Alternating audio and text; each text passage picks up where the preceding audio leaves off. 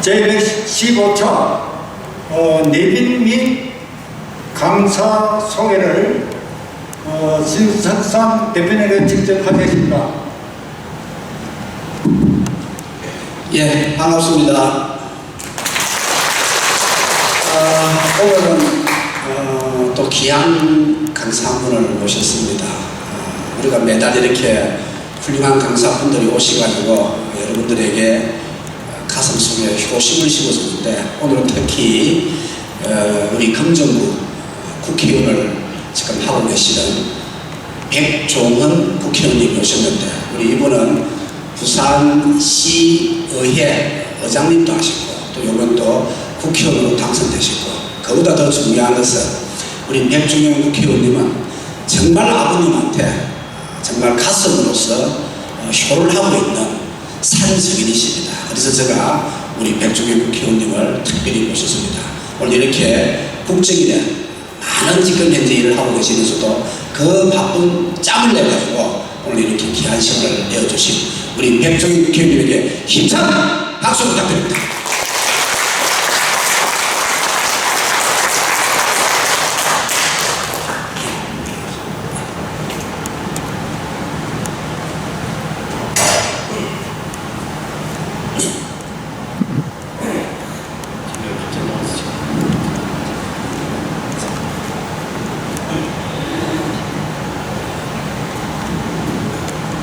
예, 반갑습니다.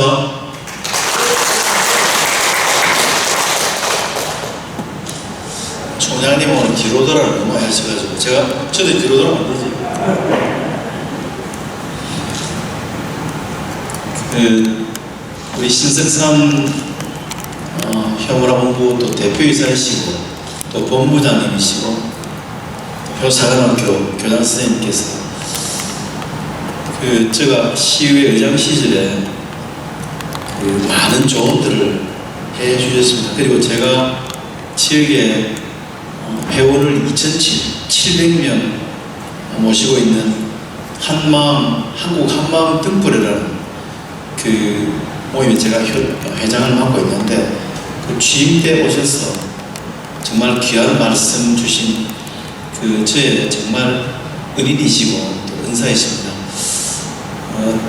우리 효사관학교를 23기까지 또 끌어오시면서 정말 우리 부산이 전국 어느 곳에서 내어놓아도 정말 부산 같은 곳이 없을 정도로 정말 확연한 자리매김을 해주신 우리 신석삼 대표이사님, 본부장님, 교장선생님 여러분, 큰 박수 한번 부탁드리겠습니다.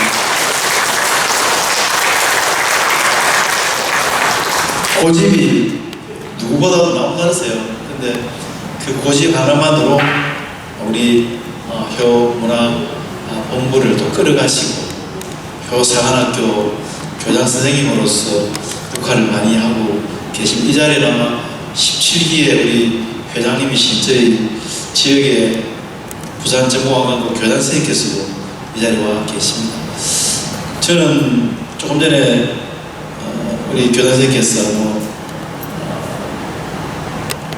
효를 행하고 있다고 말씀하셨지만, 저는 효를 한 번도 행한 적이 없는 것 아니냐는 생각을 가지고 있습니다. 왜냐하면 그 부모님에 대한 그런 고마움을 갚아드리고 살아계실 때 그 효를 다 할 수 있는 게 어떤 것이 잘 몰라서, 혹시 저는 양친이 다 아직 살아계십니다. 금정구 장전동에 거주하고 계신데,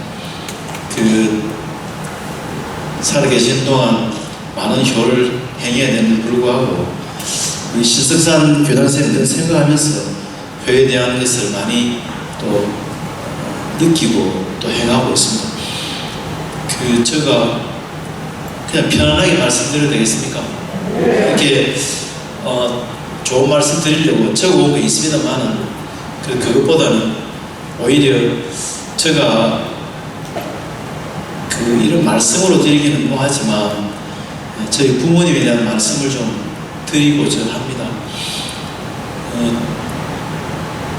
제가 이 정치를 하기까지는 부모님의 영향이 제일 컸다고 생각합니다. 어린 시절은 아버님께서 건강이 좀 안 좋으셔서 그 공기 좋은 산 쪽에 이렇게 집을 지어서 사셨습니다. 근데 아버님은 기업을 하셨고 또 이렇게 승용차로 늘 왔다 갔다 하셨지만 그 산 쪽에 집을 옮기면 저희들은 그 걸어 내려오려기가 상당히 힘들었습니다. 근데 그 시장길을 걸어가면서 제가 아마도 어릴 적부터 그 시장 상인들을 같이 함께 호흡하고 이야기했던 것 같습니다. 조그마한 제가 원래 그 나이에 비해서 상당히 좀 키가 옛날에도 작았습니다. 작았는데 그 지역민들하고 말씀을 많이 나눴습니다. 조그마할 때도 좀 어른들이 볼 때는 당돌하다는 생각을 하셨을 겁니다. 왜냐하면 조그마한 그런 중학생 좀 되는 그런 친구가 와서 아저씨 요즘 장사가 좀 잘 됩니까? 안 그러면 어떤 물건을 이 물건 어디서 가져옵니까? 하는 이런 이야기들을 많이 나눈 것 같습니다. 근데 그 모습들을 아버님께서 이제 몰래 지켜보시고 제가 성장해서 이제 20살 되던 시절에 그 아버님과 같이 등산을 갔는데 그 큰 소나무에 등을 이렇게 치시면서 이렇게 말씀하셨습니다. 저에게 종원아, 그때 제가 20살 됐는데 40에 국회의원 하라. 그래서 저는 그 말씀이 어떤 뜻인지 의미인지를 잘 몰랐습니다만 그때까지 필요한 그런 경제적인 것은 이 아버지가 다 대줄 테니까 너는 열심히 노력을 해보라는 말씀을 듣고 그때부터 제가 꿈을 키웠습니다. 근데 정작 40살 때는 제가 시의원이 되었습니다. 그래서 제가 그런 과정을 겪어가면서 더 어린 시절 말씀을 제가 좀 올린다면 아버님께서 사업을 많은 실패를 하셨는데 그때 제가 5, 6세쯤 되어서 그 집에서 떨어져서 외갓집에서 컸습니다. 근데 그 옛날 생각이 입을 하나 들기 위해서 제가 그 외갓집에서 큰 것 같은데 그래도 저는 그 어린 시절부터 가정이 그렇게 어려우면 부모님 시킨 대로 그냥 외갓집에 가서 커야 되는구나 하는 생각을 가졌습니다. 너무나 형제들도 보고 싶고 그 추석이나 설날 명절이 되면 그 어머님, 아버님 그리고 동생들이 오면은 그 아버님은 이제 처갓집이라고 다녀오시고 그때 형제들 와서 모하고 어머님 아버님 뵙고 또 저녁 되면 또 가시거든요. 그럼 저는 혼자 외갓집에 남아서 그러니까 유니심이 그렇게 컸습니다. 근데 따로 떨어져서 독립심을 키워주신 것 같고 또 그 유니심의 생각이 조금 마음이 좀 아픈데 그런 시절들을 겪으면서 제가 또 자라왔는데 부모님에 대한 그런 애틋함은 누구보다도 제 나이 또래에서는 많이 가지고 그렇게 큰 것 같습니다. 그 아버님께서 키워주신 그 언덕 때문에 이 자리에 있긴 합니다만은 함께 살아가는 그리고 어려울 때 어떤 행동을 해야 되고 또 그 자체가 부모님께 대한 은혜를 갚는 길이라는 것은 유년시부터 배워왔는데 막상 커나가면서 지금 아버님을 모시지 않고 그냥 따로 있습니다. 따로 있는데 그런 마음들이 좀 아주 많이 불편하고 부모님을 잘 모시지 못한다는 그런 마음을 가지고 있는데도 불구하고 우리 신석산 교장선생님께서 그 좋은 말씀을 해주셨는데 하여튼 부모님에 대한 은혜는 어느 누구와도 비교할 수 없고 어떤 것과도 비교할 수 없는 것 같습니다. 제가 여러분들께서 이제 표를 또 행하시고 많은 가르침들을 직접 나가셔서 하시는 역할을 하시고 계시지만 제가 몇 가지 적어온 게 이 내용들을 우리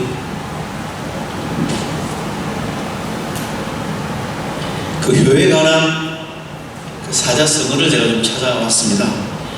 그래서 6가지를 제가 뽑아왔거든요. 6가지 뽑아왔는데, 맨 먼저 그 회에 관한 사자성어 중에 맨 앞선 부분이 그 반포지효라고, 그 의미에게 되먹이는 까마귀의 효성이라는 뜻입니다. 근데 어버이의 은혜에 대한 자식의 지극한 효도를 이런 말이 반포지효라고 합니다.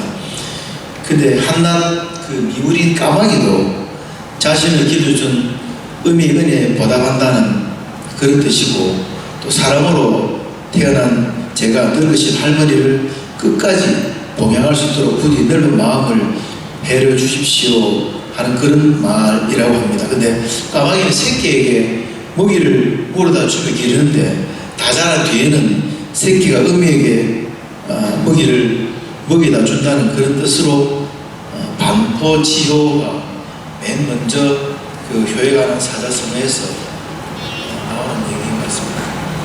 그 다음 두 번째로는 이제 풍수지탄이라고, 이 글자에는 안 나오는 그 바람과 나무의 탄식이라는 말인데, 효도를 다하지 못한 자식의 슬픔을 말한다고 합니다. 풍수지탄.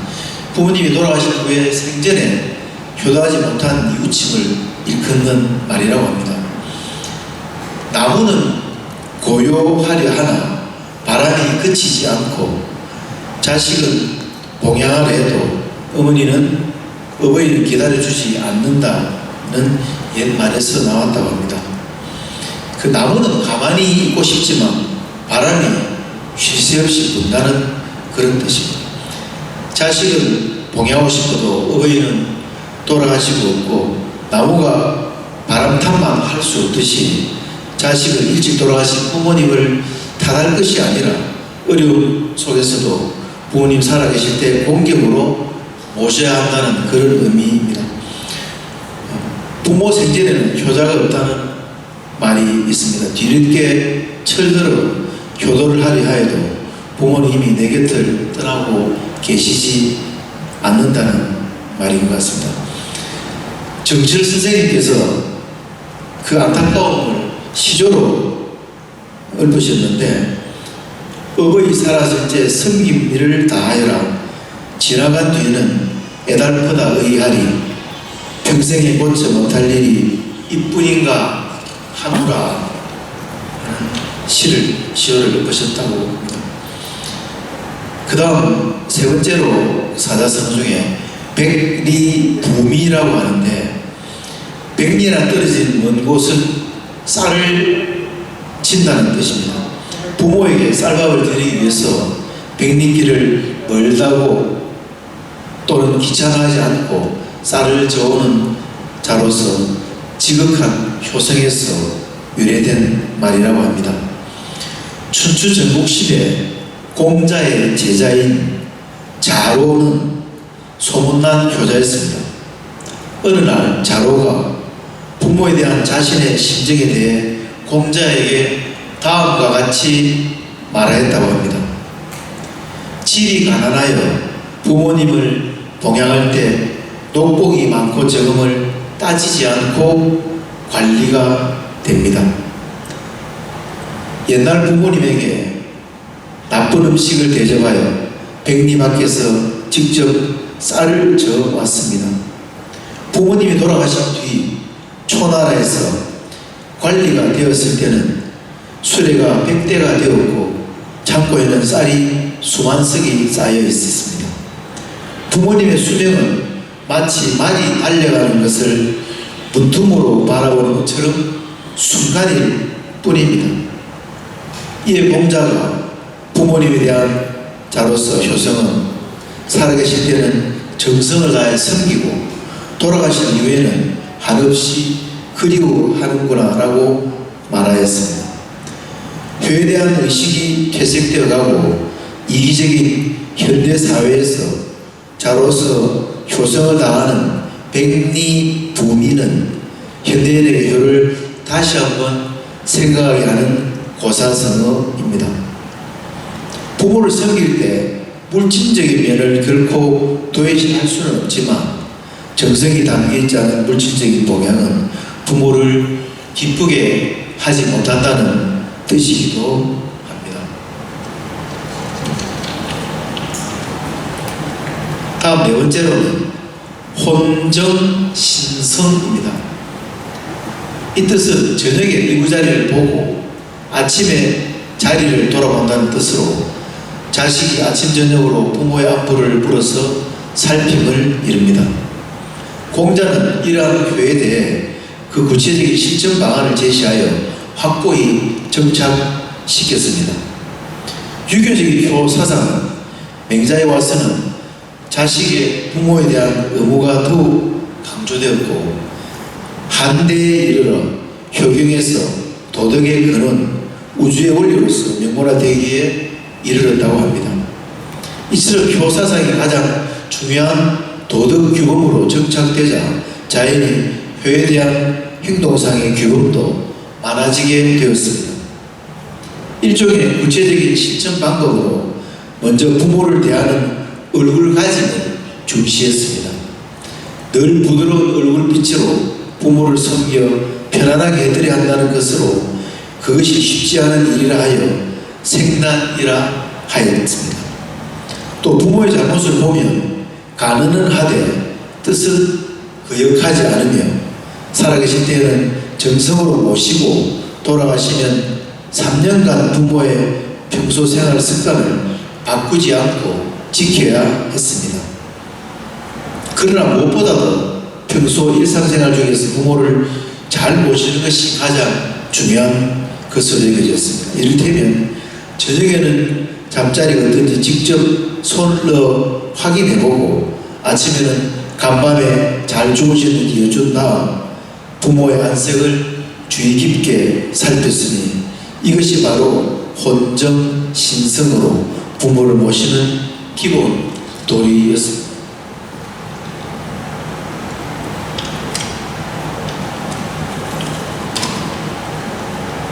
다음 다섯 번째는 반포보은입니다.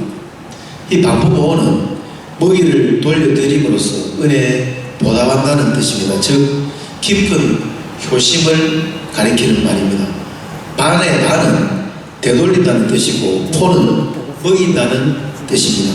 그러니까 반포는 받아 먹은 것을 되돌려 갚는다는 말입니다. 그래서 까마귀를 자오라고도 하고 효조라 부르기도 합니다. 조선시대 후기시 박효가는 교훈가란 시조에서 이렇게 노래하였습니다. 그 누가 까마귀를 금고 흉하다 했는가? 반포보원이 이안이 아름다운가? 사람이 저세만 못하면 못내 슬퍼하노라라는 그런 교훈가를 시조를 읊은 적이 있습니다. 이렇게 보면 까마귀야말로 겉은 검어도 속은 흰새입니다. 겉으로는 흰채하면서 속은 검다고 시커먼 인간보다 훨씬 낫다라는 말이고, 흔히 부모의 사랑을 말하면서 내리 사랑은 있어도 치사랑은 없다고 한다 합니다. 한없이 베풀고 아낌없이 나눠주는 사랑이 자식을 향한 부모의 사랑인 것입니다. 어떤 효도로도 부모의 사랑을 다 갚을 수는 없다고 생각합니다. 마지막 여섯 번째로 백유업장입니다. 늙고 쇠약해진 어머니의 모습을 보며 슬퍼했다는 중국의 고사에서 유래한 말입니다. 어버이에 대한 지극한 효심을 일컫는 한자성어로 중국 한나라 때 효자로 유명한 한백유와 관련된 고사에서 유래한 말로 백유가 매를 맞으며 운다는 뜻입니다. 백유의 효도라는 뜻에서 백유지효, 백유지업이라고도 합니다. 백유가 잘못을 저질러 그 어머니가 매질을 하자 백유가 울었습니다. 어머니가 다른 날에 매를 들 때는 일찍이 운 적이 없거늘 지금 우는 까닭이 무엇이냐고 물었습니다. 백유가 전에 죄를 지어 매를 맞을 때는 언제나 그 매가 아팠는데 지금은 어머니의 힘이 모자라 능히 저를 아프게 하지 못합니다. 이런 까닭으로 울었습니다라고 대답하였습니다. 배규는 부모가 늙지 않았을 때는 매질이 아주 매섭고 아파도 자식을 극적에 때리는 부모의 마음을 헤아려 자신의 얼굴에 변화를 내지 않았다고 합니다. 그러나 부모가 늙고 쇠약해져 매를 들었을 때는 때리는 힘이 전혀 아프지 않았는데 부모의 늙음이 안타깝고 못내 서러워서 자신도 모르게 눈물이 흘러내렸던 것입니다. 여기서 유래된 배규 업장이 6번째입니다. 제가 준비한 6가지가 이 사자성어입니다. 다시 제 얘기로 돌아가겠습니다.